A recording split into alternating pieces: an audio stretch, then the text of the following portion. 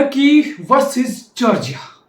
मेरे लिए ये मैच अभी तक मैच ऑफ द टूर्नामेंट था बाय फार। ऐसा लग रहा था कि दोनों टीमें के अंदर आग है, दोनों टीमें जीत के लिए खेल रही हैं, दोनों टीम्स को 3 पॉइंट चाहिए। इट्स लाइक भाई यूरोज है, इतनी मेगा स्टेज है, ऐसे मौके बार बार कहां मिलते हैं। मतलब डू और डाई, लिटरली जान लगा के, जान की बाजी लगा के दोनों टीम ने रख दी इस मैच में। देखने वाले को मजा आया, भरपूर मजा आया भाई।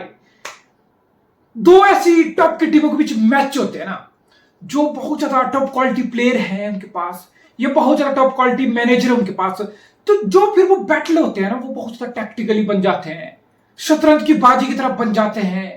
एक एक मूव फूक फूक के रखा जाता है, जैसे सिटी लिवरपूल के मैच हुए बहुत सालों में, जैसे सिटी आर्सेनल के हो रहे हैं 1-2 सालों में। तो बेसिकली जो मैच का जो फन होता है ना, मैच का जो थ्रिल होता है, एक जो एंटरटेनमेंट होती है, वो मैच से कहीं ना कहीं साइड हो जाता है, निकल जाती है वो, बिकॉज टैक्टिकली इतना ज्यादा फोकस हो जाता है मैच पे, यानी कि मजा नहीं आता। फिर टर्की और जॉर्जिया जैसी दो ऐसी टीमें, मतलब इट्स लाइक कि भाई एंड टू एंड फुटबॉल चल रहा है, एक साइड पे चांस बन रहा है, 1 मिनट बाद दूसरे एंड पे चांस पड़ रहा है। It's a thrilling watch, it's entertaining watch, और भाई क्या मजा आया मैच देख के बाद। और फिर तुम स्कोर लाइन देखोगे ना, तुम बोलोगे भाई टर्की ने तो उड़ा के रख दिया, जॉर्जिया को फाड़ दी, लेकिन ऐसा नहीं था। अगर तुम्हें मैच देखोगे तुम बोलोगे यार जॉर्जिया के साथ ये 3-1 की स्कोर लाइन बिल्कुल भी जस्टिस नहीं कर दी। जॉर्जिया के पास मौके थे, 2-1 बिहाइंड जाने के बाद जॉर्जिया 2 बार inside of the post hit किया है। 1-2 बार इंजरी टाइम में they were so close, inches away, inches centimetres away. So this is football man, this is absolutely football. एक बहुत क्रूअल गेम है, you got to take your chances, because count होता है सिर्फ कि how many time you found back of the net. Arda Guler क्या banger मार दिया, उससे पहले टर्की का पहला गोल क्या बैंगर मार दिया, क्या फर्क पड़ रहा है? क्या फर्क पड़ रहा है कि जॉर्जिया कितना डोमिनेट किया, टाइम्स कितना पास आया? नहीं फर्क पड़ रहा यार। You have to find the back of the net and Georgia will feel कि भाई इंचेस का मामला था, शायद हम 1 पॉइंट या 3 पॉइंट भी इस मैच से डिजर्व करते थे। This is absolutely football. मैं नॉकआउट टूर्नामेंट में तो खास बहुत देख चुका हूं भाई, 15 साल का ऊपर एक्सपीरियंस अपना फुटबॉल का। नॉकआउट मैच जैसा भी हो, नॉकआउट में तुम्हारा लक चाहिए। तुम रियल मैड्रिड ही क्यों ना हो, तुम्हें लक चाहिए भाई, तुम्हें डेस्टिनी, फेट, ये सब चीजें अपने पक्ष में चाहिए। अगर तुम्हें नॉकआउट टूर्नामेंट पे आगे बढ़ना है, सिर्फ अच्छी टीम से, सिर्फ अच्छा फुटबॉल खिलाने से, सिर्फ गेम डोमिनेट करने से बहुत बार आप बड़े मैच या टूर्नामेंट नहीं जीतोगे, खासकर नॉकआउट टूर्नामेंट। आपको लक का सहारा चाहिए। कल मुझे लगता है टर्की पे बिल्कुल लक जो है ना, बिल्कुल मेहरबान था भाई, बिल्कुल। बट जॉर्जिया, आई थिंक यार क्या परफॉर्मेंस दिया तुमने भाई, न्यूट्रल व्यूइंग के लिए it was best match of the tournament so far. वाह, व्हाट अ थ्रिलिंग गेम।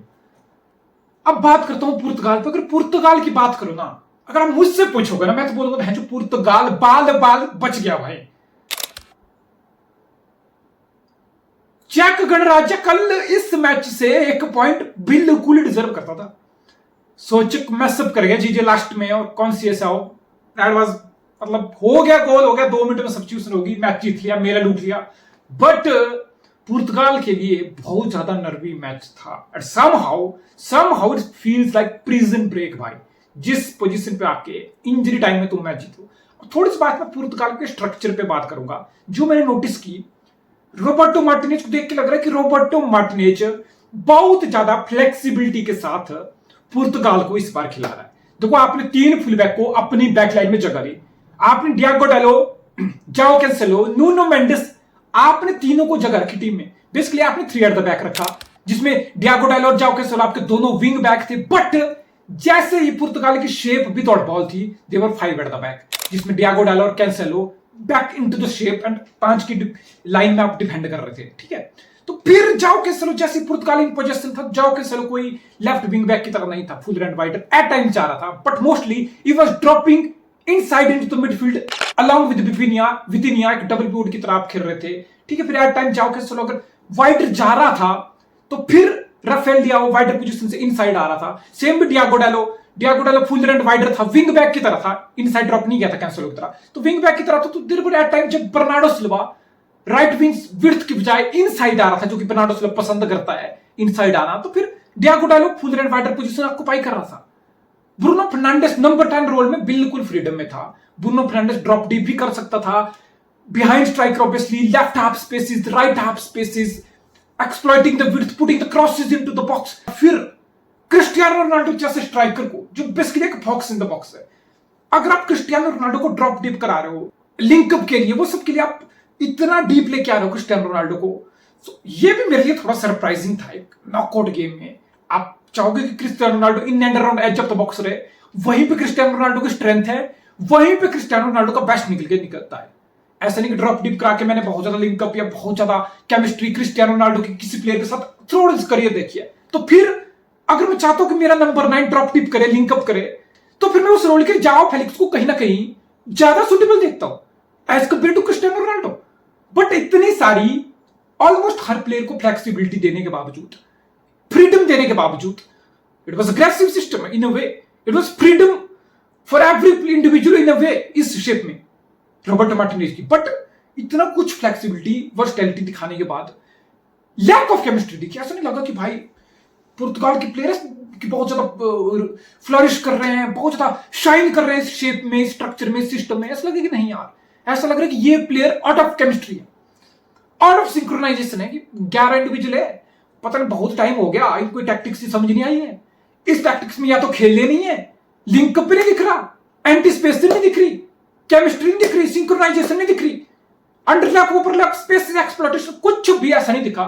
जितनी प्रॉमिसिंग फॉर्मेशन थी, शेप थी, सिस्टम था, स्ट्रक्चर था, उस हिसाब से लिंकअप होता हुआ, केमिस्ट्री डेवलप होती हुई फाइनल थर्ड में तो एटलीस्ट नहीं दिखी।